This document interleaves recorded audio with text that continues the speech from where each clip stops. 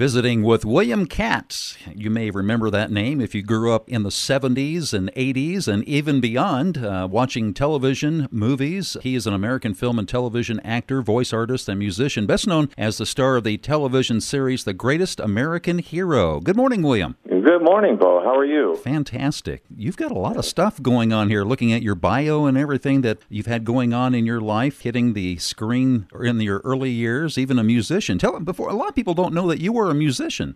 Well, yeah. I did it mainly just as a hobby, but I have toyed with it all my life. Studied music in college when I was in school. I studied music theory and composition. Oh, okay. I saw that you attended Orange Coast College. I guess that's maybe where you took that up? I did. I was down there. At the same time, I was a part of the theater scene down there. Mm-hmm.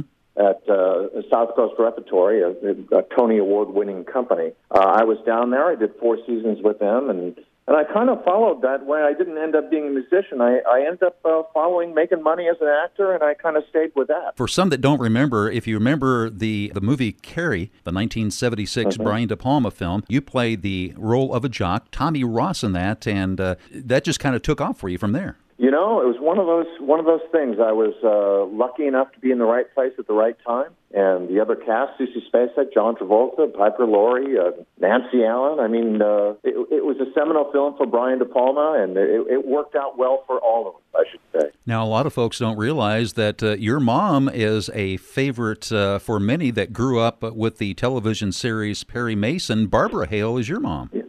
She is, and still doing very well. Thank you very much. Good. She played Della Street in that series, and I guess from what I see, you went on to reprise the role in some of the later series, The Perry Mason Show. Yeah, I did. I was Raymond. Well, I knew him as Uncle Raymond. Right. I had known him since I was a little kid, and they were doing the first series in the mid-'50s. And he called me. I was on tour with George Rose doing Pirates of Penzance, and we were, in fact, in St. Louis at the time. Uh-huh. And Raymond called me, and he said, "Hey, we're doing the show again. Would you like to join your mother and I?" And so I did, and I spent the next 5 years doing those shows, and that was just wonderful working with my mom. Yeah, and I remember those shows well. Now, for those that grew up watching the TV show The Greatest American Hero, you were Ralph Hinckley, the mild-mannered school teacher that was given a superpower suit by aliens, and that just kind of went skyward too, didn't it? No pun intended. Yeah.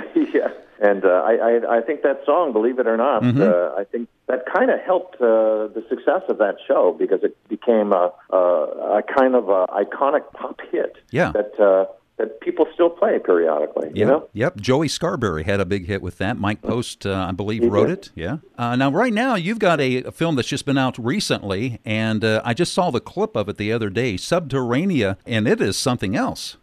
It's pretty neat. It's a really interesting indie, a sci-fi indie starring Bug Hall that we might remember from Alfalfa and Little Rascals, but he's grown up to be a marvelous young actor. Mm-hmm. And it was directed by Matt Miller, a young filmmaker out of Montana, who's having some tremendous success. The film has won a bunch of festival awards and stars myself and Nick Turturro from NYPD Blue, and I think people might dig watching it. Now, here's a bit of trivia for people that don't know about this. You auditioned for the part of Luke Skywalker back in the 1977 science fiction blockbuster Star Wars. What was that like? I did. Well, at the time, George Lucas and Brian De Palma were holding casting sessions at the same time. So we walked in and we got to meet both of them, and I was one of the lucky ones that got to audition on tape for both of the film projects, and I read with Kurt Russell for that. I think he was